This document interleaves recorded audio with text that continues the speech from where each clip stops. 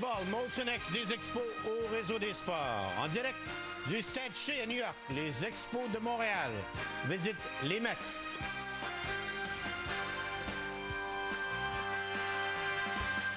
Bon après-midi, mesdames, messieurs. Bienvenue à ce dernier match des Expos. Mercredi, c'était vrai. C'est encore plus vrai aujourd'hui. Mais vous allez voir qu'on s'accroche quand même à des petites choses. Si vous voulez, je vous l'ai déjà dit, je suis encore ami avec Roger Brulotte.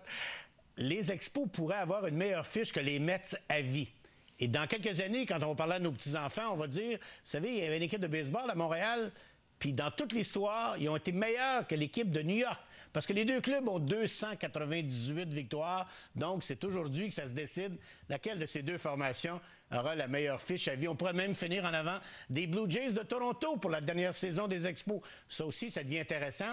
Et avec une victoire aujourd'hui à l'étranger, ça fait une fiche de 20 victoires, 20 défaites depuis la partie d'étoiles sur la route. Une fiche de 500 à l'étranger, on dit toujours, c'est une bonne formation qui peut aller chercher ça. Alors, comme vous voyez, il y a des petits éléments qu'on va surveiller aujourd'hui. C'est sûr que les courses au championnat, il y aura juste Houston ou San Francisco qui va finir le meilleur deuxième. Alors, ça devient peut-être un petit peu secondaire, les matchs à l'étranger, sauf peut-être dans le cas de Houston. Mais on va se concentrer sur ce match-là. On va se rappeler de bons souvenirs dans cette rencontre, d'un petit quiz qui ne sera peut-être pas très, très facile. Et j'ai pas besoin de vous dire qu'aujourd'hui, c'est une journée triste pour les amateurs de baseball, c'est évident. Mais regardons le côté positif. Et parmi les côtés positifs, c'est la fête à Denis Casavant aujourd'hui. Alors, il faut quand même avoir une belle journée puis souhaiter un joyeux anniversaire. M. Casavant, bonne fête! Merci, Claude. Roger? Lui, écoute bien, là, c'est le seul gars dans notre milieu sportif où il dit 4 dates sont parties des Expos, lui, il va le savoir tout de suite. Il dit à quelle année, il n'y a aucun problème. C'est une bonne façon de s'en souvenir. Ça va être très facile. Il y a combien de joueurs, vous pensez, des Expos de cette édition qui vont jouer pour les Mets l'an prochain avec Omar Minaya? Il y en a quelques-uns. Je pense que oui, Claude, c'est une bonne question parce que Omar Minaya, qui est en poste depuis quelques jours maintenant chez les Mets. D'ailleurs, c'est surprenant, Claude, à New York, la réaction des journalistes dans les médias, il est assez critiqué depuis sa nomination il y a quelques jours. Mais dans le cas d'Omar, on se pose la question. Souviens-toi d'une conversation sur le terrain. Il y avait Serge Touchel, Journal de Montréal, toi et moi. Et il m'avait dit, il s'en va là comme directeur des opérations de baseball. J'ai dit, est-ce qu'il va être directeur gérant? Et là, on disait, c'est le titre qu'on lui donne. C'est le titre qu'on lui donne, mais à New York, on doute qu'il va avoir le pouvoir de l'être. Pourquoi qu'il n'y aurait pas le pouvoir? Il me semble que l'an dernier, on a eu la même conversation à l'effet que c'était un peu à deux têtes, si vous voulez. Cette année, on pensait qu'on lui donnait le poste. C'est pas encore définitif? La raison, c'est qu'on a gardé encore celui qui était le directeur gérant, Jim Duquette. On l'a gardé au sein de l'organisation comme adjoint à Omar Minaya. Donc, on parle encore que ce serait plutôt un comité qui va prendre les décisions finales, incluant le propriétaire, incluant Omar Minaya, incluant Jim Duquette. Alors, on n'a pas encore donné le titre définitif à Omar Minaya comme directeur gérant avec pouvoir absolu. Pourtant, avec je dirais pas la faillite des Mets cette année quand même, mais peut-être qu'on pourrait apporter un bon changement. Et ce qui m'a fait sourire un peu, M. Brulotte, c'est que j'ai lu cette semaine que Frank avait eu une grande conversation avec Omar et il était sorti avec le sourire aux lèvres. Est-ce que Frank va se retrouver à New York l'an prochain? Non. Je leur souhaite ça.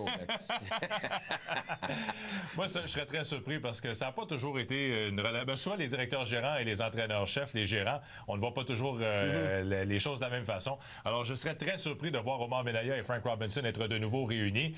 Du côté des Mets, je pense qu'on veut un gros nom. Il y en a un qui a été mentionné, Claude, Gary Carter. Déjà, son nom a été mentionné dans l'entourage des Mets de New York comme possibilité, comme gérant. Lenny Dykstra, l'ancien joueur des Mets aussi. Alors, je pense qu'on va aller chercher un gros nom chez les Mets de New York comme gérant. Et comme bombe, il y a ESPN qui a dit qu'il y a du baseball à Montréal la saison prochaine, peut-être, parce que ça va pas trop bien à Washington. Moi, je sais qu'il va y avoir du baseball junior, j'en doute même pas. Il va y avoir du baseball amateur aussi partout dans le Québec. Écoutez, à Washington, on est exactement au même point qu'on savait que tu n'étais pas là. Ils s'en vont là avec aucune garantie. Cette équipe-là, moi, je regarde ça aller. Je crois que lors de la dernière convention collective, on avait le droit d'abolir des équipes, dissoudre des équipes. Montréal, Miami, Montréal, Tampa Bay, c'est des équipes après la convention de 2006 qui vont être tout simplement éliminées. Oui, mais Roger, Minnesota aussi devait être éliminé. Puis Minnesota, ce que je cherche, ils sont toujours dans les séries, puis ils gagnent leur championnat. Mais ça va pas bien. Financièrement, cette équipe-là ne va pas bien. Ils n'attirent pas de monde. Écoute, ils ne vont pas chercher 2 millions, là, ils ont un championnat. Là. Ça va pas bien. C'est pas parce qu'ils ont gagné un championnat que ça va bien. Financièrement, Minnesota, ça va aussi mal qu'il y a 3 ans. Mais si on enlevait toutes les équipes qui vont mal financièrement, il ne resterait pas grand club, j'ai l'impression, parce que des clubs comme Pittsburgh, ça va pas très, très bien non plus financièrement. Peut-être que Cincinnati, qui n'attire pas tant que ça non plus. plus. Et c'est pourquoi c'est la question qu'on posait l'autre jour, Claude, à Claude Delorme, lorsqu'il s'est joint à nous lors du dernier match à Montréal. Est-ce qu'en permettant aux Expos de déménager à Washington, le baseball majeur ne vient pas d'ouvrir la porte à d'autres équipes? On pense à Tampa Bay, entre autres, à Kansas City, bon, les autres équipes que tu as mentionnées. Eux aussi, éventuellement, les propriétaires vont peut-être commencer à songer à déménager l'équipe. Un peu le même phénomène qu'on a eu dans la NFL il y a quelques années, lorsque les propriétaires ont décidé de déménager où on pouvait avoir un nouveau stade et augmenter les revenus. Alors, c'est peut-être la situation que le baseball majeur va vivre au cours des 4 ou 5 prochaines années maintenant. Peut-être déménager tout autour de Baltimore, puis il y a quelqu'un qui va faire de l'argent avec ça, de toute façon.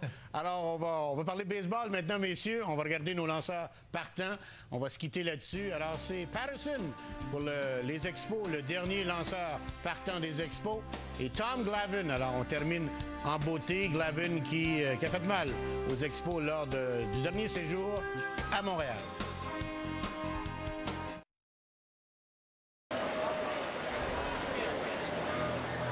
De retour au Stade Shea de New York en ce très beau dimanche après-midi pour le dernier match de l'histoire des Expos. Comme on le soulignait tantôt, ça s'est passé en 69, le premier match de l'histoire de l'équipe le 8 avril. Et aujourd'hui, c'est le dernier match de l'histoire des Expos, encore au Stade Shea. On a vu Frank Robinson et Art Howe, deux gérants qui n'ont pas encore d'emploi pour l'an prochain.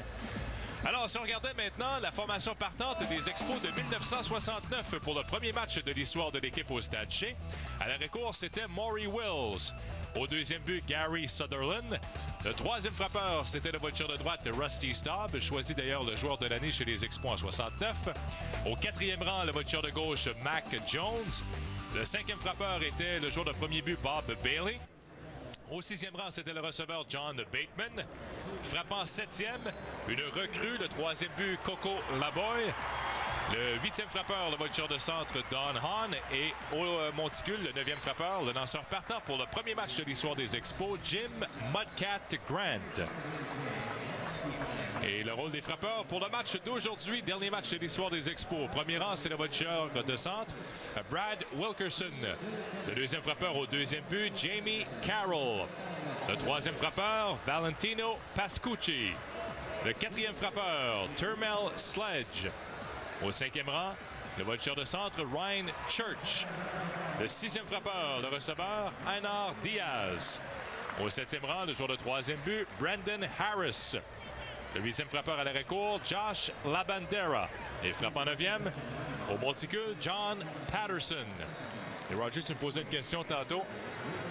Peut-être dans 5 ans, lorsqu'on va demander la formation partante pour le dernier match des Expos, on va avoir de la difficulté à se souvenir de quelques-uns de ces noms. Ce qui me fait de la peine de voir la formation d'aujourd'hui, c'est une honte qu'on est rendu de 1969 à aujourd'hui 2004. La formation de 2004 est lamentable. Elle ne pourrait même pas attacher les souliers de la formation de 1969. Il y a quelque chose qui ne marche pas. L'équipe d'expansion. L'équipe d'expansion de 1969 avait une meilleure formation partante. Il y avait des joueurs des ligues majeures. Aujourd'hui, dans la formation partante des Expos, et je le dis encore, Frank Robinson, le lit des partisans jusqu'à la fin, c'est une honte. La formation qui est mise sur le terrain aujourd'hui, il y a juste Wilkerson, un joueur des majeures. C'est une honte. Et Roger le mentionnait alors qu'on voit Tom Glavine qui effectue ses tirs de réchauffement, sans vouloir être méchant envers les 9 joueurs dans la formation aujourd'hui. Mais on peut dire que c'est la pire formation de 9 joueurs, possiblement de l'histoire des Expos aujourd'hui. En même temps sur le terrain? En même temps sur le terrain pour amorcer un match. J'ai jamais vu ça. Todd Zeile qui agit comme receveur. Todd Zeile qui a été honoré avant le match, puisque c'est son dernier match dans les majeurs. Zeile qui prend sa retraite à la fin de la saison. Alors on l'a honoré avant le match d'aujourd'hui. On lui a remis une carte signée et autographiée par les membres des Mets de New York. Todd Zeile qui a eu possiblement ses meilleures saisons avec les Mets.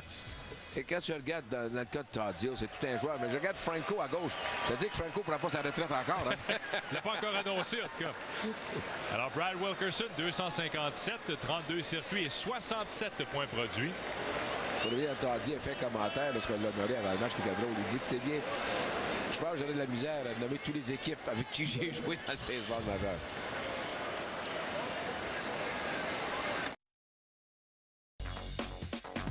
Ben, la belle histoire a commencé, comme vous pouvez le constater. Le rêve est devenu réalité, mais il y en a plusieurs qui n'y croyaient pas. Alors, il y en a plusieurs qui avaient donné leur parole en disant « Oui, si ça marche, on va embarquer ». Mais quand M. Snyder est revenu avec une petite lettre disant « Oui, on va avoir du baseball à Montréal », on voit M. McHale. Et il y a eu un camp d'entraînement avec Gene Mauch, le petit général, le numéro 4.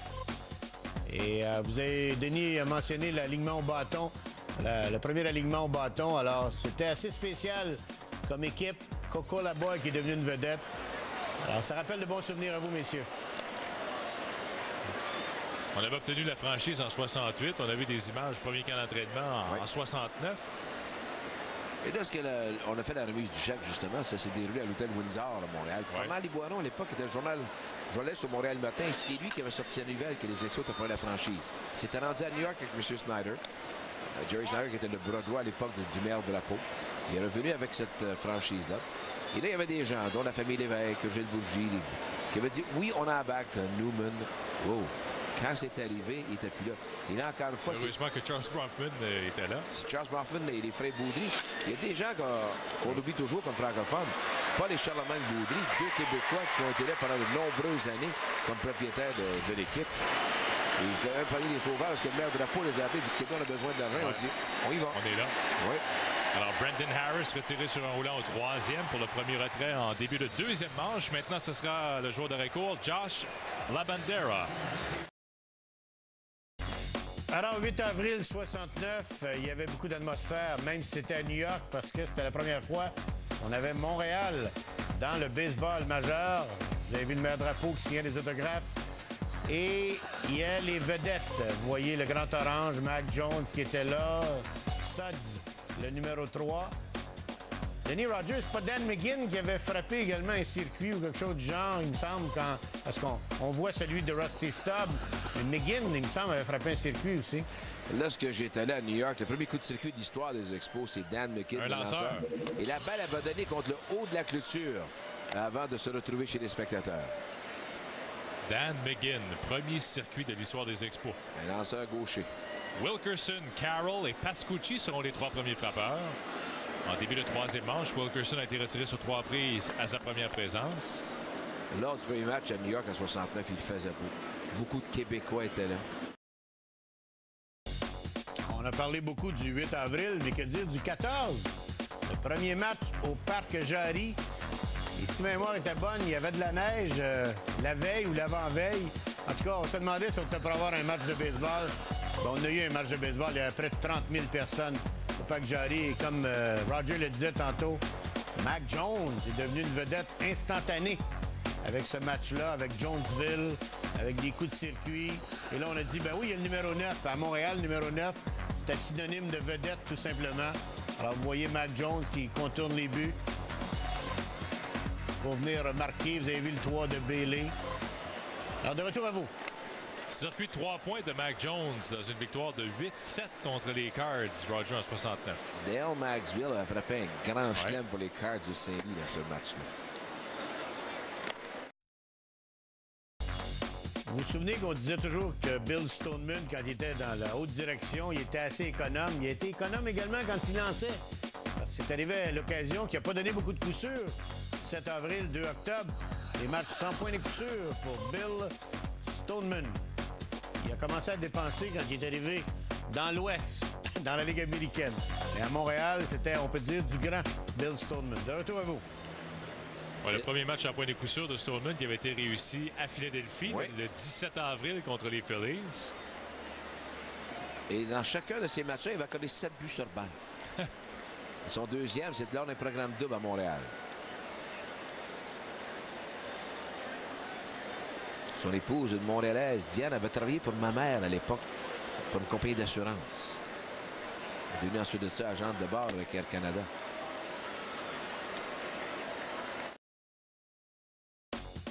Autre étape importante pour les Expos, l'arrivée du numéro 16, Claude Raymond. Il est venu lancer, qui avait déjà quand même fait ses preuves dans le baseball majeur, vous vous en souvenez, particulièrement à Houston. Et là, Claude Raymond est arrivé et là, ben, on a dit, enfin, on a un de notre gang qui est là. Et ben, l'histoire d'amour a continué. La preuve, c'est que mercredi dernier, vous lui avez réservé toute une ovation quand il a été présenté au début et à la fin. De retour à vous. Et dans le cas de Claude Raymond, Claude, avec les Expos, lorsqu'on regarde ses statistiques en 70, 23 sauvetages en 70. Et 23 sauvetages, je ne fais pas lancer au mois de septembre. On lui a pas donné le mois de septembre cette année-là. Je me souviens de son premier match, ce qui est arrivé. Il portait l'uniforme, par contre, des Braves d'Atlanta. Le premier match à Montréal. Ah, ouais. Là, il a l'uniforme des Braves d'Atlanta, puis il s'en vient au Monticule. Il a regretté Claude Mouton était annoncé à la maison. Puis là, il s'est rendu au Monticule, Claude a dit, et de Saint-Jean-Québec. Ils n'ont pas des Braves d'Atlanta, de Saint-Jean-Québec. Ah. Il n'a pas failli être gérant aujourd'hui aussi? Non. On a posé la question à Frank Robinson hier. Est-ce qu'on a songé à permettre à Claude Raymond d'être gérant pour le dernier match? Mais il n'est pas officiellement instructeur sur le banc en uniforme pendant un match. Alors, c'est pour cette raison qu'on ne lui a pas donné l'opportunité. Mais je pense qu'on aurait pu faire un petit passe-droit, Roger, du côté du baseball majeur. Il a juste à l'insérer pour une journée comme instructeur. C'est pas compliqué. Ça aurait été un beau geste de la part de Frank Robinson qui a fait ça avec Eddie Rodriguez hier. Rodriguez, il mérite ça. Il était tellement longtemps à l'organisation des Expos. Aujourd'hui, c'est... Manny Acta. Ça, c'est des gars pendant des années qu'on est chez les Expos. Ils méritent tellement ça. C'est ça qui est de valeur, Denis. Quand les gens me posent ma déception dans l'histoire des Expos, ma déception de l'histoire des Expos, c'est qu'aucune fois, à l'époque de John McHale, et ma grande déception encore plus à l'époque des propriétaires québécois qui n'ont jamais donné la chance aux francophones d'avoir leur place. Je prends un gars comme Pierre Arsenault qui a perdu 10 ans, on m'a dit peut-être 8 ans, comme fonds de pension parce qu'il était instructeur avec des Expos, on ne le mettait pas sur les instructeurs actifs. Qui avait le droit au fonds de pension. C'est une honte. C'est une honte. On mettait des instructeurs américains qui arrivaient ici et qui faisaient absolument rien. Ils ramassaient des bâtons, se mettaient au premier but, donne-moi ton casque, donne-moi ta jambière. Pendant ce temps-là, Pierre Arsenault est arrivé pendant des années? Non. Aucun Québécois qui a eu un poste Claude important. Raymond, il a fallu que le baseball majeur prenne contrôle de l'équipe pour que Claude Raymond revienne en uniforme sur le terrain. Et n'oubliez pas, il est revenu en uniforme à cause d'une personne, Claude Delhomme. C'est Claude Delhomme qui a ramené justement Claude Raymond. Et là, ce que Frank Robinson en voulait plus, c'est Claude Raymond qui a insisté pour garder. Claude Delhomme. Claude Delhomme qui a insisté pour garder Claude Delhomme. Le grand responsable de Frenchie en uniforme des Expos, c'est pas Frank Robinson, c'est pas Tony Tavares, c'est pas Omar, c'est Claude Delhomme, le vice-président exécutif, qui lui dit il est à temps de faire ça. Il m'a toujours dit, j'ai jamais compris pourquoi Claude Raymond ne faisait pas partie du personnel des instructeurs. Alors, 2 retraits pour Todd Zeal. Parce qu'on pense à Claude Raymond, à Pierre Arsenault, à Mark Griffin même, qui a joué dans les mineurs avec les Expos. René Marchand. Derek au coin. Il n'y avait pas de place pour eux. Un ballon champ-centre capté pour Ryan Church pour le 3e retrait. Alors, manche parfaite de Patterson. On a complété 4 manches au Stade G. Les matchs 3 des Expos.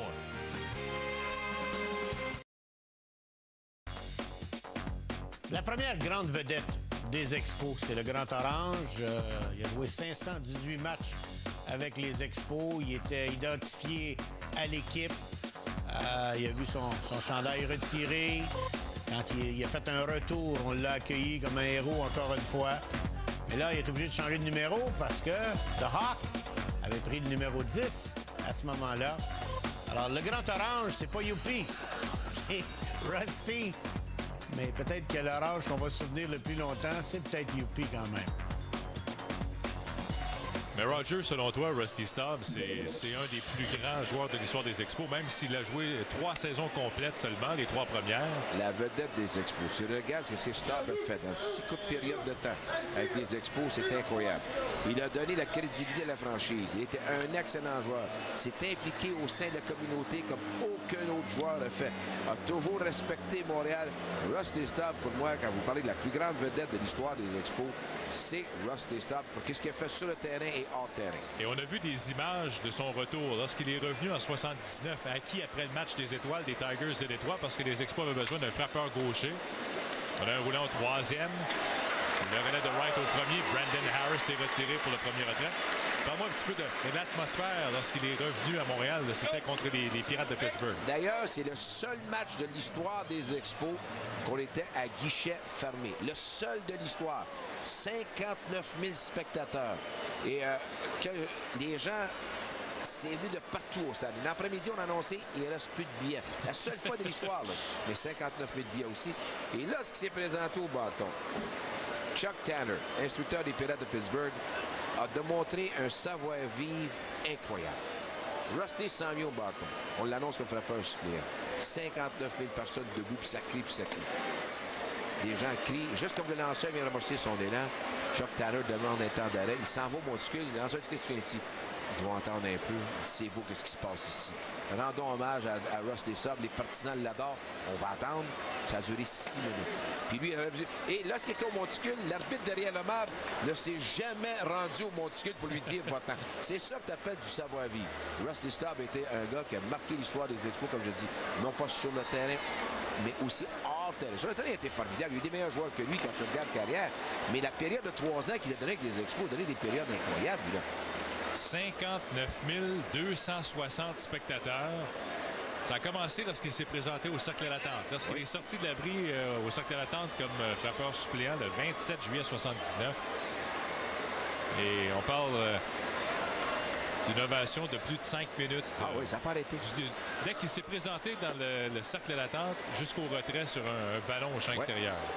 Et là, ce que Claude mentionne, il y a eu 2 grands oranges. J'espère que Claude, la couleur orange de l'UP, c'était intentionnel orange. À ne pas confondre. La Bandera avec une flèche dans la gauche, mais c'est capté par Valent pour le deuxième retrait. Alors, la Bandera toujours en quête de premier coup sûr, mais il a frappé la balle d'aplomb aujourd'hui 2 fois. 2 balles frappées d'aplomb. La couleur orange de UP et le grand orange haut, c'était intentionnel. Mais malheureusement, Roger, les gens vont peut-être se souvenir aussi, ceux qui étaient là le 27 juillet 79, que les Expos avaient perdu les 2 matchs du programme double contre les Pirates. C'est ça. 5-4 et 9-1. Et j'ai jamais compris pourquoi que Dick Williams n'était pas content de l'arrivée de Rusty Staub. Parce que c'est Tony Perez qui joue au premier but et on n'avait pas de place pour Rusty Staub. Ouais. Mais Perez non plus. D'ailleurs, Perez avait quitté comme joueur autonome à la fin de la saison pour s'en aller à Boston avec les Red Sox. Ouais. Parce qu'il avait été un petit peu choqué par l'arrivée de Rusty Staub à la mi-saison. Avec 2 mois à faire.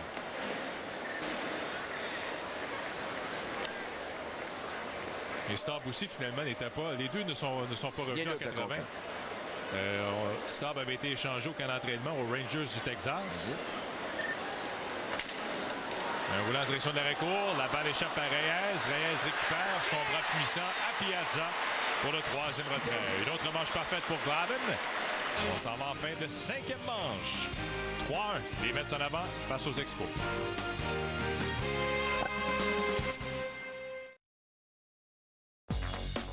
À l'époque, on avait de l'argent. Alors, on pouvait aller chercher des joueurs autonomes. Puis, on est allé chercher Dave Cash. Ça doit être pour ça qu'on avait de l'argent. Et Cash trouvait des moyens pour embarquer sur les buts. Il le faisait de bien des façons. Bon joueur en défensive, mais rapidité également au bâton. Contrôlait bien le bâton. Dave Cash qui a été une des vedettes, justement, avec les Expos. De retour à vous. Merci Claude. Dave Cash qui a joué avec les Expos en 77, en 78. Il était le 2e but régulier de l'équipe. Est arrivé en 77. Oui. La première année au Stade olympique. C'est le premier joueur autonome à se joindre aux Expos. Et a perdu son poste en 79 au camp d'entraînement à Rodney Scott. Rodney Scott est arrivé là. Et parce que Dick Williams avait dit, je pense qu'on a une meilleure équipe avec Rodney Scott que Dave Cash. Juste pas le gars qui avait 200 coups sûrs dans une saison. Il avait obtenu 188 coups sûrs en 77, 166 en 78 et il a perdu son poste en 79. Était au sein de l'équipe comme réserviste, mais Rodney Scott l'avait déplacé comme joueur de 2e but régulier. Et là, la guerre avait parti. Mais Dick Williams, de ce côté-là, il n'avait pas peur de la controverse.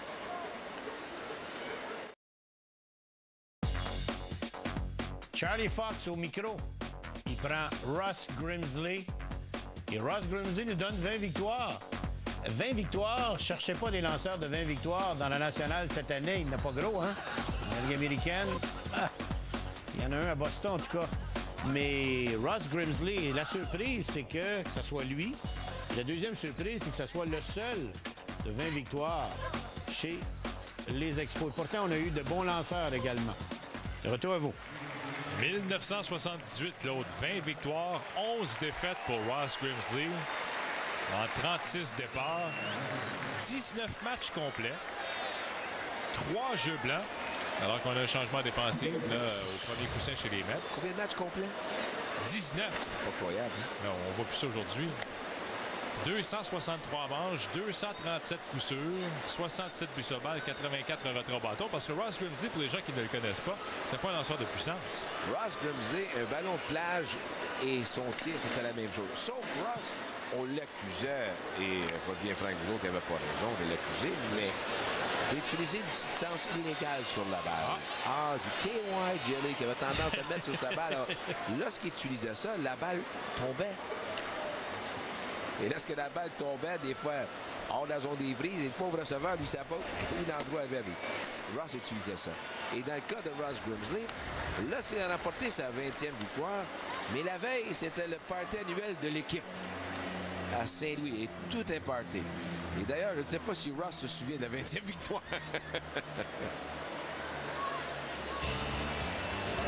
Quel lanceur des Expos a pris part au plus grand nombre de matchs en une saison? Oh. Ah! Alors ça, c'est un releveur. Ben, ça doit être un releveur. On parle d'un releveur, bien sûr. Ben oui. Alors, le lanceur... Mais là, je ne sais pas, avec 19 parties complètes. C'est pas cette année-là. Alors, le lanceur qui a participé au plus grand nombre de matchs en une saison avec les Expos. Roger, qui devient en tête. Alors que Jamie Carroll est le frappeur. Carroll, but sur balle en première, ballon champ droit en troisième. Il a changé aux Mets. Il a changé aux Dodgers, d'après moi. Marshall? D'après moi. Moi, je dirais Wharton Rugby, là. Tim Burke. Ah, bon choix. Il avait lancé souvent, Tim Burke sous Buck Rogers. Ouais. Donc, on aperçoit Don Baylor. Les instructeurs des Mets. L'instructeur des lanceurs, lui, est mort. Quatrième balle à Jamie Carroll. Alors, la réponse, M. Mayotte. Ben, on ne fera pas languir plus longtemps. Alors, quel lanceur des Expos a pris part au plus grand nombre de matchs en une saison? Eh oui, avec les manches coupées, hein? Avez-vous le nombre de matchs? 92. Mais c'était plus que ça avec les Dodgers aussi, hein? Oui. Pas loin de 5, les Dodgers. Mais les manches coupées, même quand il faisait froid. Ah oui, lui, Mike Marshall. Mike Marshall parlait à personne. Mike Marshall, c'est un des athlètes, je pense, le plus spécial que j'ai rencontré de ma vie. Il était le moins sympathique. Ouais, il parlait pas moi, je me le dis, je ne veux pas être méchant. Il était égal à lui-même, il parlait à personne. C'était pas plus un... Ouais. Et lorsque les Expos ont fait une soirée de retrouvailles, il était venu au stade olympique. Et là, Mike Marshall s'en vient vers moi. Il dit, Roger, comment ça va? C'est ce que j'ai dit, Denis? Ah, là, tu me parles. Non, c'est quoi ton nom? Ça, c'est pire que n'importe quoi. Je dis, pardon? Ah, Mike Marshall, ça fait plaisir. Et Mike Marshall, comme lanceur, c'est lui d'ailleurs qui a changé beaucoup. Le rôle de releveur. Le rôle de releveur. Parce qu'il a, en 70, a lancé avec les Expos sa première saison. Mais c'est par la suite, le 71, 72, 73. On regarde sa fiche. 23 sauvetages, 18, 31 sauvetages. L'année qu'il a participé à 92 matchs, c'était pas une manche à la fois, là. Non. 179 manches en 92 matchs. Parce qu'à ce moment-là, les releveurs lançaient plus d'une manche. Souvent 2 et souvent 3. Alors, 179 manches en relève. Et d'ailleurs, cette année-là, ça avait coûté championnat aux Expos. Championnat? Oui, championnat. En 73, les Mets, les Pirates et les Expos se livraient une bataille. Puis personne ne jouait pour 500. Là. Et les Expos avaient Mike Torres au monticule. C'était la fin de Mike Torres. Mike Torres donne 5 points aux Cubs tôt dans le match. Et le gérant, Gene Mock, pour limiter les dégâts, avait utilisé Mike Marshall pour plusieurs manches en longue relève. Et après ça, Marshall n'était plus là pour le reste de l'année. Quand Roger Clemens ou Randy Johnson réussit ce genre d'exploit, on en parle longtemps. Il ne faudrait pas oublier Bill Gullickson qui a réussi 18 retraits au bâton le 10 septembre 1980. Je te dirais, pour certains de mes amis, c'est un des grands exploits à retenir du côté des Expos dans leur histoire. 18 retraits au bâton pour Bill Gullickson. Tout un exploit, Claude, le 10 septembre 80. Et on a vu son dernier retrait, sa 18e victime au bâton, le frappeur gaucher qui a été retiré, Jim Tracy, qui est maintenant le gérant des Dodgers de Los Angeles. Oui. Un jeune voltigeur avec les Cubs. C'est lui qui avait été la dernière victime de Gullickson lors de ce match. Et là, ce qu'il a réussi l'exploit, il ne faut pas oublier, la course au championnat. C'est pas en 80, oui. Une grosse course au championnat. On a Morales au premier but. Vous avez parlé de Manny Mota avec les Dodgers, mais Wallace Johnson, c'était pas un mauvais frappeur d'urgence. Et ce coup sûr-là a permis aux Expos d'être très près. Hein? Le 3 octobre 81, on avait tous bien aimé ce coup de Wallace Johnson. Et ça, Claude, c'est le dernier retrait. Kingman qui avait frappé un ballon à Francona au champ gauche et les Expos s'assuraient du championnat de la deuxième moitié de saison en 81. Et pour moi, Roger, ça, c'est le plus gros coup sûr de l'histoire des Expos. Le triple de Wallace Johnson comme frappeur suppléant, parce que ça permettait aux Expos d'aller dans les séries d'après-saison. Ça se passait au Stade Shea, match samedi après-midi. Un triple face à Neil Allen, qui était le releveur numéro 1 des Mets. Et on a vu sur le jeu Jerry Manuel, John Milner qui était venu marquer. Et ça donnait les devants 4-3 aux Expos, parce que les Expos perdaient 3-0 dans ce match face aux Mets. Votre Charlotte Valentin a des prêts à récupérer la balle. Ouais. Disons qu'il n'était pas pressé d'aller récupérer la balle. La balle avait roulé jusqu'à la piste d'avertissement. Mais Lui, il s'est dit, je pense qu'on a une chance à mes chums de gagner. Wallace Johnson qui portait le numéro 62 parce qu'on venait de le rappeler au mois de septembre. Et la saison suivante, en 82, il était le deuxième but partant de l'équipe. Mais on se souvient que défensivement, ça laissait à désirer au deuxième. Alors, un nouveau lanceur, Heath Bell, mais pour moi, c'était le plus grand coup sûr de l'histoire des Expos. Un triple comme frappeur suppléant. Un spell de Wallace Johnson. Fort sympathique. Quel joueur sympathique. D'ailleurs, il voulait être instructeur avec l'organisation des Expos au niveau majeur. On n'a pas de place pour lui. On a de la place pour des gens qui doivent être partout ailleurs. Il a été instructeur avec les White Sox. Ouais, il n'était pas assez bon. Tu sais, tantôt, Roger, tu mentionnais... Harris est le frappeur. Tu mentionnais le fait qu'on n'avait pas permis aux Québécois vraiment d'avoir une chance comme instructeur ou de développer des Québécois dans les mineurs. L'autre reproche qu'on peut faire au cours des 7, 8, 10 dernières années...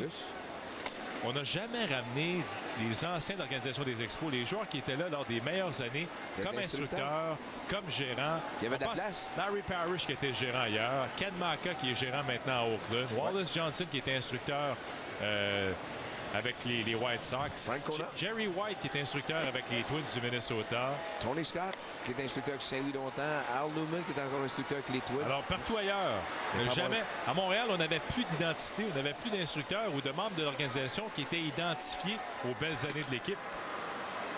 Ça, c'était vraiment un manque au cours des dernières saisons. Voilà une troisième prise sur Ella.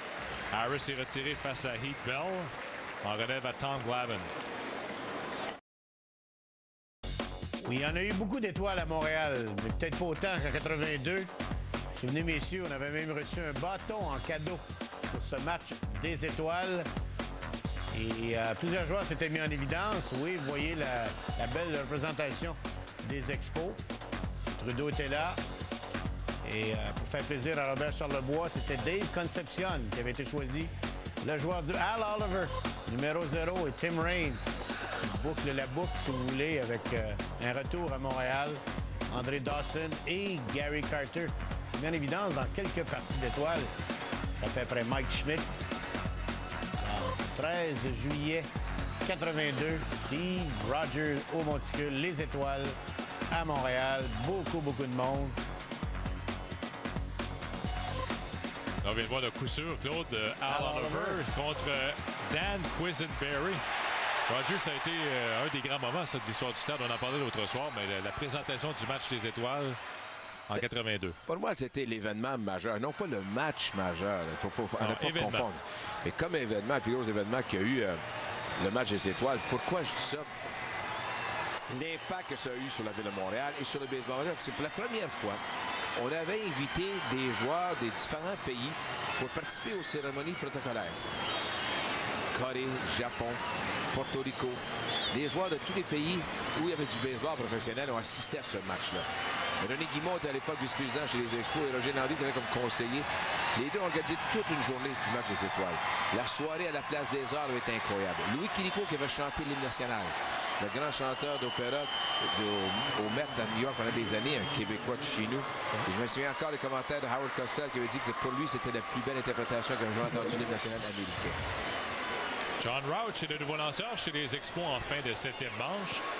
Moi, je me souviens aussi qu'on avait ouvert les portes au public la veille pour la pratique au bâton des deux équipes. Alors, les gens pouvaient assister à l'entraînement en vue du match des étoiles. Parce qu'on n'avait pas, à ce moment-là, on n'avait pas le fameux concours de coups de circuit comme on a aujourd'hui. Mais on avait ouvert les portes et permis aux partisans. On était la première équipe à faire ça. C'est ça, d'assister à l'entraînement la veille du match des étoiles. Une petite anecdote. Louis Quilico chantait l'hymne national. Okay? C'est lui l'interprétait. Et là, il fallait qu'il se rende aux chansons. Et là, avant le match, à peu près 10 minutes avant le match, il dit comment je me rends aux chansons? Je suis Quilico, vous allez vous promener? Il dit non, je ne m'en vais pas là à pied. J'ai dit, vous n'allez pas là à pied? Non, c'est trop loin pour moi. Il dit, il n'y en a pas question. Frappé en lieu sûr par David Wright. Son deuxième coup sûr aujourd'hui et sa troisième présence. Vous vous souvenez sûrement de Dennis Casavant qui décrivait Dennis Martinez. Partie parfaite pour Dennis Martinez!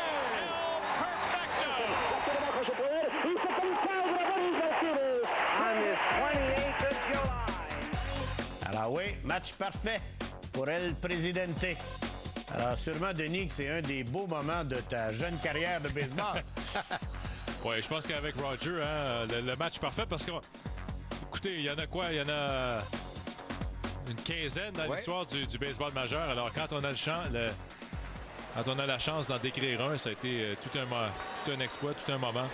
Il y a un match, quand tu passes, tu dis, OK, qui c'est qui joue au premier but? Tout le monde dit, ah oui, c'était Larry Walker, le premier but, ce match-là. Ah oui? Ron Hensey, derrière le mal, lui, c'était sa deuxième fois en carrière qu'il était là comme receveur pour les matchs parfaits. Ah non, c'était un match, un exploit. Comme tu dis, Denis, ça arrive tellement peu souvent dans le baseball majeur. Les Expos, par contre, sont fait jouer le même tour quelques années plus tard par David Cone. Mais les Yankees, c'était un match inoubliable, celui-là. Le match parfait, là, tu ne l'oublies pas. Le 27 septembre 92, on en a parlé beaucoup durant ce match. Le dernier match du Kid, Gary Carter. Vous vous souvenez tous qu'est-ce qu'il a fait quand il était au deuxième but, l'ovation. Même, c'était son dernier match, oui, pas juste à Montréal. Alors, du deuxième but, quand il a enlevé son casque protecteur pour saluer la foule, un des beaux moments dans l'histoire des Expos et un des joueurs les plus populaires. Et lui, il comprenait également c'était quoi le lien avec... Il en mettait peut-être un peu, mais le lien avec les spectateurs, c'était important. Il courait au premier but, un peu comme Pete Rose, d'ailleurs. C'est pour ça qu'il y a eu quelques conflits avec Pete Rose. Alors, et Todd Zeile, c'était un match de rêve pour lui aujourd'hui. De retour à vous. Ouais, un des grands moments aussi dans l'histoire des Expos, le double de Carter. Par-dessus la tête d'André Dawson. Deux joueurs qui ne s'aimaient pas. Je ne veux pas dire qu'ils s'haïssaient, mais disons que ce pas des plus grands amis qu'il y avait sur la terre. Et Carter lui fait sa carrière avec ce coup sûr-là. Les Expos sont dirigés à Chicago, ensuite ça finit la saison. Et là, Todd Zeile s'en vient au bâton. Ovation, et là, on le retire du match. Avec raison.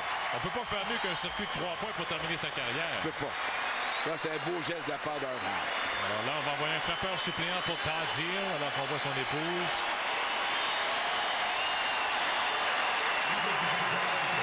Alors, c'est une journée d'adieu au Stade G, pas seulement du côté des Expos.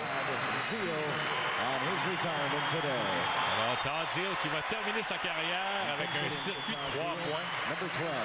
Et Danny Garcia va venir frapper pour Zeile. Et la blonde que voilà, c'est son épouse. Craig Brazell, maintenant, sa deuxième présence au bâton, joueur de premier but chez les Mets. Ça a été retiré sur un ballon au champ centre en 7e.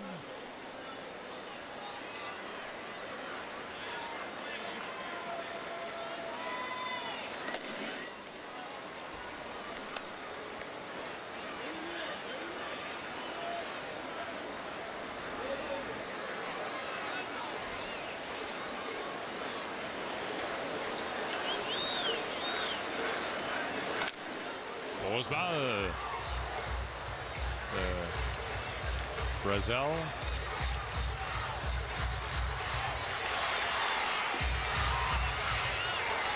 Deux retraits, fin de la 8e.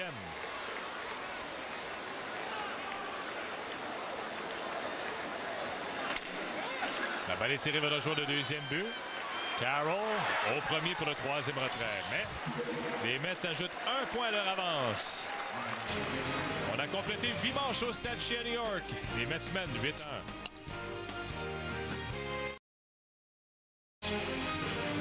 Le baseball Molson X au Réseau des sports. Une présentation de la bière Molson X, jeune depuis 1903. Alors, sur le banc des Mets, Todd Zeile et John Franco. Un a joué son dernier match dans le baseball majeur, a terminé avec un circuit de 3 points. Franco a disputé possiblement son dernier match dans le baseball majeur. Et là, c'est une dernière présence au bâton, dernière manche pour les Expos de Montréal. Alors qu'on a un nouveau receveur du côté des Mets de New York.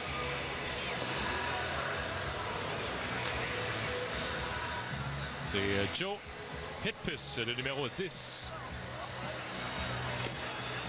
Et le nouveau lanceur, Bartolome Fortunato, le numéro 43.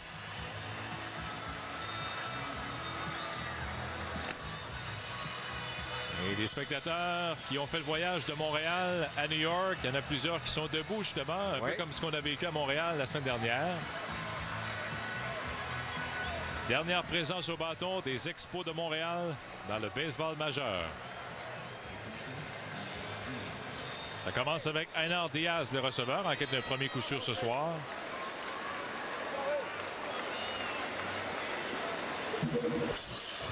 Fortunato, troisième lanceur à défiler au monticule aujourd'hui. Quatrième, pardon.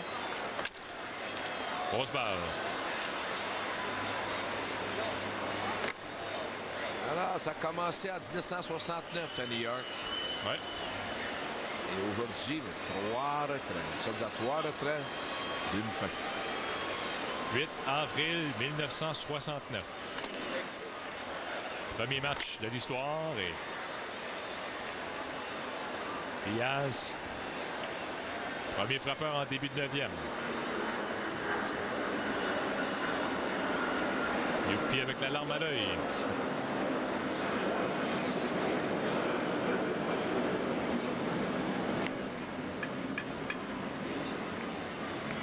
Gone but never forgotten, jamais oublié. 35 ans, 36e saison dans les majeurs. Balle cassante, bloqué par le receveur. Et là, on entend des spectateurs chanter « Let's go Expos ».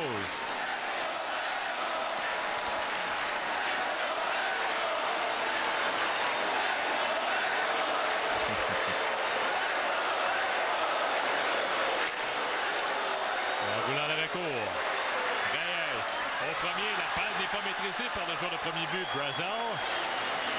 Alors, Diaz est sauf au premier. Alors, de l'autre côté, aux spectateurs qui sont là à New York, qui prennent leur place. Beaucoup de gens sont rendus à New York depuis vendredi pour assister à un de ces 3 matchs-là, dont aujourd'hui un match historique, le dernier de l'histoire des Expos. Brendan Harris, maintenant le frappeur, 0-3. Premier lancé la rapide, trop. Alors, erreur au joueur d'arrêt court. Oui. Diaz au premier.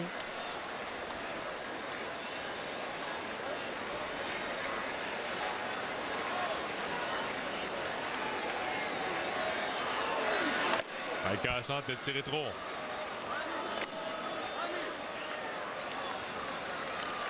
Frank Robinson, qui aurait été le 11e et dernier gérant de l'histoire de l'équipe, Roger. 11 gérants depuis 69. Alors, le nom Robinson a marqué l'histoire de Montréal.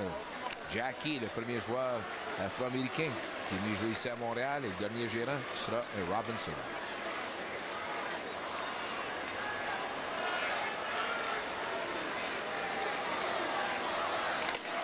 La rapide, le tiré trop pour une 4e balle. Harris s'en va au premier. Diaz au 2e. Aucun retrait.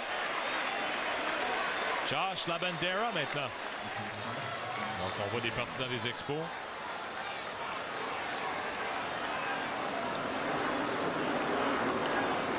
Labandera, 0-3.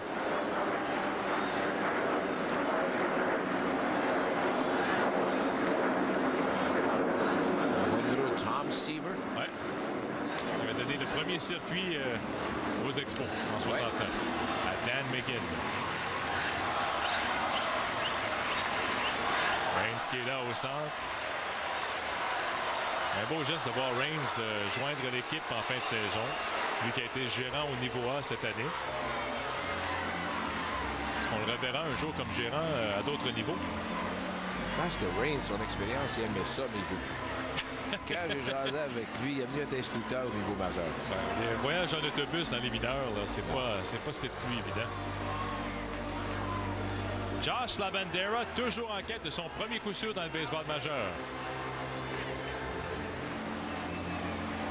Alors pour l'instant, le dernier coup sûr de l'histoire des Expos appartient à Termel Sledge avec son simple en 8e.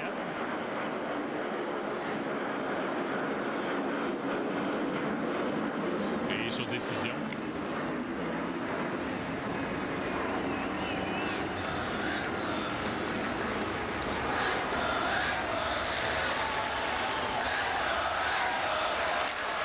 Grosse balle de Lavandera.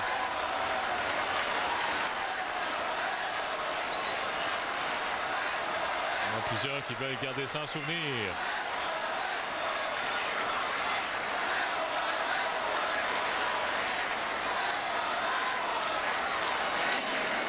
Surélent, troisième prise. Lavandera, 0-4 aujourd'hui. Alors, il y a eu ses chances. 2 balles frappées d'aplomb. 2 bons joueurs défensifs de retirer. Ensuite, de se retirer. 0-4. Il avait une chance, son premier coup sûr à la vie dans les majeurs.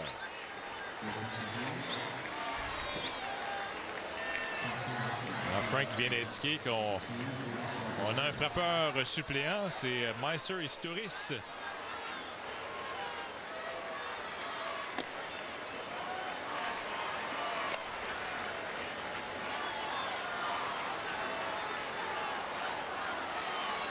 Diaz au deuxième, Harris au premier, un retrait. Début de la 9e. Grosse balle.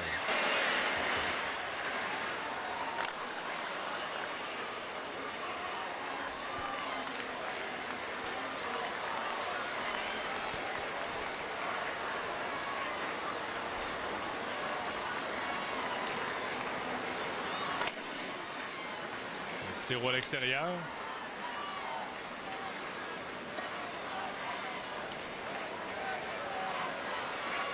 Meister Isturis. Balle cassante, bloqué par le receveur.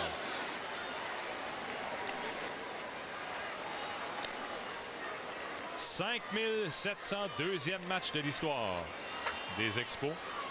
2755 victoires, 2942 défaites. Alors qu'on aperçoit Andy Chavez au cercle d'attente. Un retrait, début de la 9e.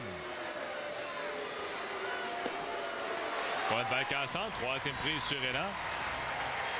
Alors, 2 retraits maintenant, Roger.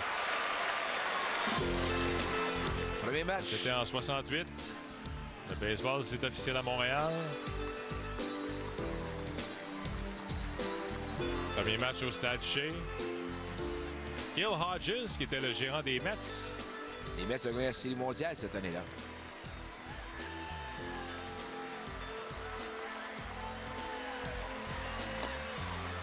Circuit de Rusty Staub. Et une victoire des Expos 11-10.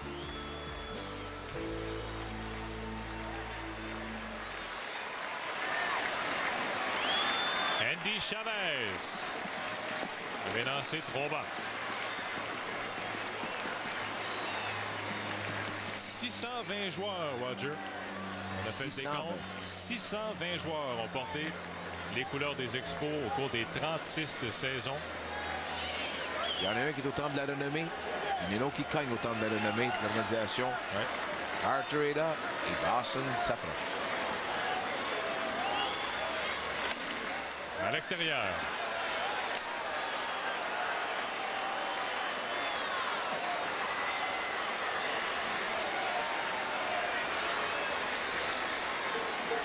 Andy Chavez avec 2 coureurs sur les sentiers, 2 retraits.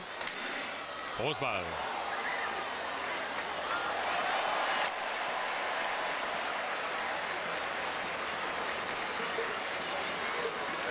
Un des grands de l'histoire des Expos. Tim Raines. Grosse balle, compte complet à Chavez.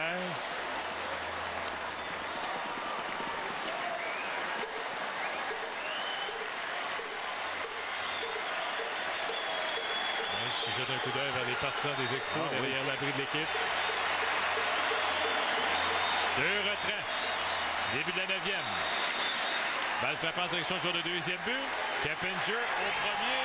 Et c'en est fait de l'histoire des Expos Montréal. Andy Chavez devient le dernier retrait de l'histoire de l'équipe, Roger. Bonsoir, ils sont partis.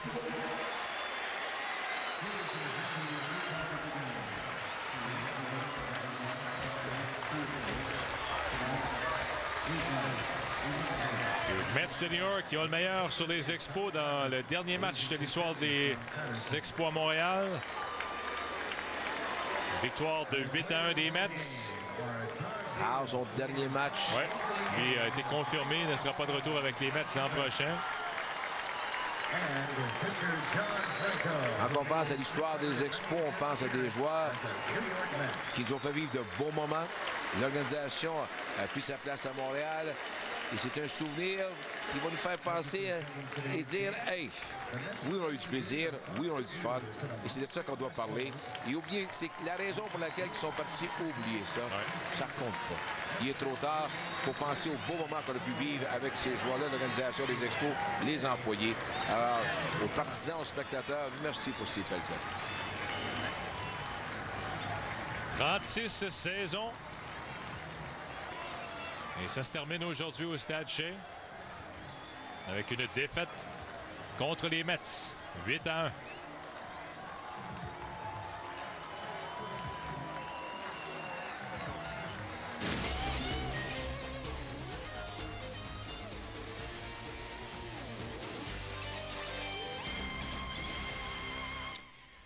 Bien, messieurs, j'aurais espéré un meilleur résultat, un balayage, si vous voulez.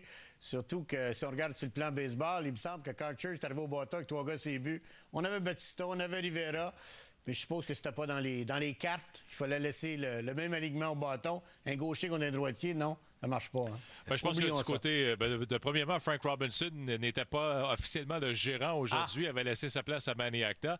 Mais du côté des Expos, Claude, on l'a mentionné, c'est un petit peu ironique. Roger a eu le commentaire au début du match. Je pense que c'est un commentaire très pertinent. La formation partante de 69 est bien meilleure que la formation partante du dernier match de l'histoire de l'équipe. Pourtant, 69, on parlait d'une équipe d'expansion. Mais aujourd'hui, les joueurs qu'on avait insérés dans la formation partante, à part Brad Wilkerson, on avait plusieurs jeunes dans la formation pour ce dernier match de l'histoire de l'équipe. Et je vais le dire honnêtement, ça montre le respect que Robinson avait pour les partisans des Expos de ne pas avoir mis leurs meilleurs joueurs sur le terrain lors du dernier match. J'ai la chance de dire, mais Batista était là lors du dernier match. Wilkerson était là. Schneider était là. C'est le valeur Frank n'a pas respecté les spectateurs jusqu'à la fin. Mais je vais me souvenir pareil de ce que tu as dit tantôt, quand tu as dit des gars comme Wilkerson, comme Reigns, qui ont été dire bonjour à tout le personnel de bureau. Ça te rapproche de certains joueurs de baseball. Parce que certains joueurs de baseball, on ne veut même pas être proche d'eux autres. Mais par contre, comme Wilkerson et Reigns, oui. Mais Claude, dans l'ensemble, sur les combien de joueurs qui ont passé? Là? 620 joueurs en 36 saisons. Sur le 620, dans peut-être une dizaine que ça ne vaut pas la peine. Alors parlons des autres. Exactement. Les autres, ça en vaut la peine. La majorité des athlètes professionnels dans tous les sports, c'est des gens qui n'ont pas peur de s'impliquer auprès de la communauté, mais on parle toujours des 20 autres. Alors, merci aux 600 qui nous ont fait vivre des moments inoubliables. Et c'est facile de critiquer les Expos, mais ils n'ont pas, d'abord, presque autant de victoires que les Mets dans toute l'histoire. Juste une défaite de plus. On est au même niveau à peu près que les Blue Jays. Alors, les gens qui passent leur temps à dire que les Expos, c'était pas très, très bon, oui, on a eu des bons moments dans ces 36 années-là. Et Claude, en terminant, tu sais que mardi débutent les séries d'après-saison. Bon, on aura la chance de voir encore plusieurs anciens des Expos qui sont toujours là. Entre autres, Vladimir Guerrero qui va participer aux séries pour la première fois de sa carrière avec les Angels d'Anaheim, Pedro Martinez avec les Red Sox, et ainsi de suite. Alors, il y a quand même encore une partie des Expos qui va continuer de vivre au cours des prochaines semaines. Merci infiniment, messieurs. On se retrouve mardi. Merci, Claude. Oui, c'est notre prochain rendez-vous. Les Twins ou les Angels contre les Yankees. Alors, mardi, le 5 octobre, à 21h. On commence les séries, donc au mois d'octobre, à peu près tous les soirs, on aura du baseball dans la Ligue américaine, dans la Ligue nationale, jusqu'à la Série mondiale. Merci.